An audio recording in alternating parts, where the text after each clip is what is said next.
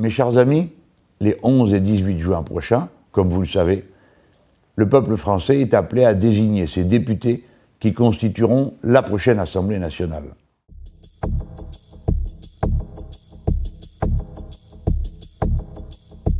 Ce n'est pas une formalité administrative comme certains voudraient le faire croire.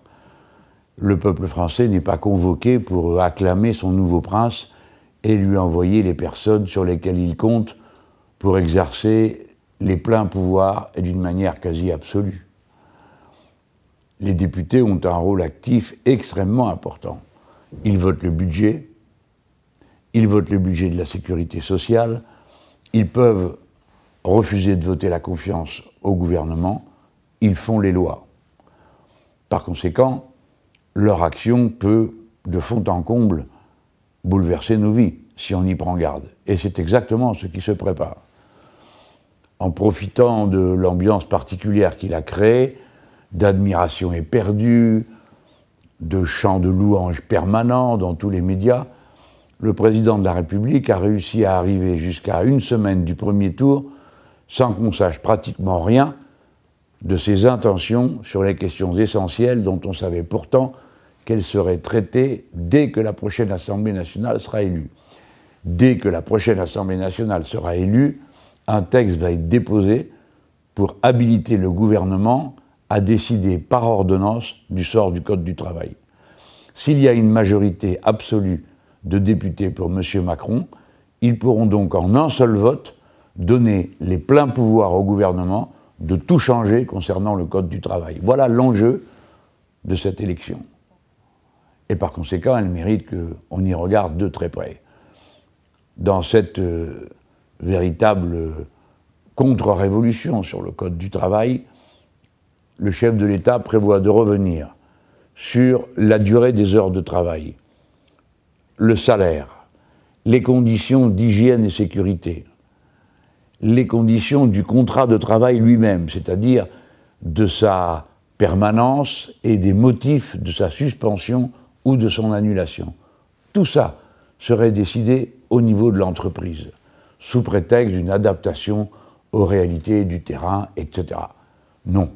C'est la loi que nous voulons, et la loi la même pour tous, avec évidemment, comme c'est le cas jusqu'à présent, la possibilité d'avoir un accord de branche ou un accord d'entreprise qui améliore la loi, mais non pas une loi par entreprise, un code du travail par entreprise.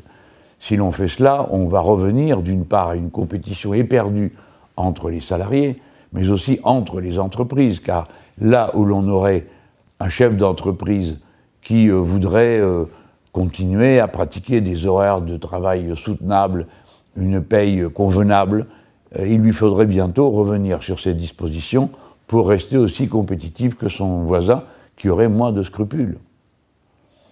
C'est donc une société de déréglementation que prépare le président de la République. Et le seul moyen de s'y opposer, le moyen en tout cas le moins dur, le moins pénible, et le plus rapide, c'est d'utiliser son bulletin de vote le 11, puis le 18 juin prochain, pour élire des députés de la France insoumise. Mais pourquoi spécialement des députés de la France insoumise? Mais parce que, ou bien nous gagnons l'élection et nous sommes prêts à gouverner, sur une base que vous connaissez tous, puisque c'est le même programme que nous présentons à l'élection législative que celui que nous avons présenté à l'élection présidentielle. Donc nous sommes prêts à gouverner. Ou bien nous ne gagnons pas cette élection et nous serons le groupe d'opposition, de l'opposition républicaine et humaniste. Nous, parce que personne ne sait si le Parti socialiste sera dans l'opposition ou dans la majorité, personne ne sait si les républicains vont être dans l'opposition ou la majorité. En toute hypothèse, on ne peut pas faire confiance aux républicains pour aller contre une loi et des dispositions qu'ils ont eux-mêmes souhaitées et qui sont dans leur programme.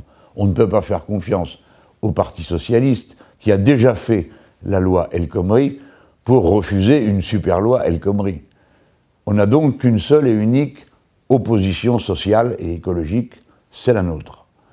Et voilà pourquoi le sens du vote pour la France insoumise a une signification très précise et très efficace.